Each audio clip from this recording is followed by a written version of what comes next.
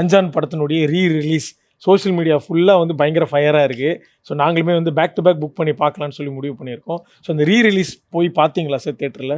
ரொம்ப தேங்க்ஸ். நம்ம வந்து 11 வருஷத்துக்கு அப்புறம் அஞ்சான் திருப்பி வருது தேட்டருக்கு.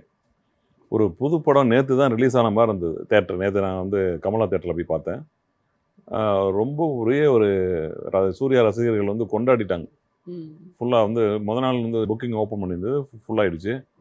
நேற்று போகும்போது பார்த்தா வந்து எனக்கே பெரிய ஆச்சரியமாக இருந்தது. உள்ளார நுழைய முடியல. நம்மளே உள்ளார விடுவானுங்க மாட்டானுங்கிற அளவுக்கு ஒரு பெரிய க்ரௌடு இருந்தது.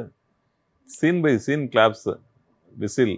சூர்யா வந்து இப்போ சமீபத்தில் ஒரு ரியலிஸ்டிக் படமாக நடிக்கிறார்ல, இது ஒரு ஹீரோயிசமான ஒரு படம். பஞ்ச் டைலாக் இருக்கும், ஆக்ஷன் சீக்வன்ஸ் இருக்கும், நல்ல லவ் சீன் இருக்கும், எல்லாமே இருக்கும். சென்டிமெண்ட்ஸு, ஃப்ரெண்ட்ஷிப்புக்கான ஒரு சென்டிமெண்ட் இருக்கும், எல்லாமே கலந்து ஒரு மசாலா மாதிரியான ஒரு படம் அது. லிங்குசாமி வந்து ஒரு ரஜினி ரசிகர் அவர்.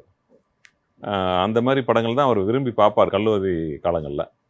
அதை வந்து மீட்டு உருவாக்கம் பண்ண மாதிரி தான் இந்த கதையை பண்ணார். ஓகே. அதாவது வந்தபோது அது எதிர்பார்த்த வெற்றி அடையலை இந்த அஞ்சான். ஏன்னா நம்ம வந்து வேற ஒரு நான் லீனியர் கதை சொல்லும் முறையில் அவர் சொல்லிட்டார்.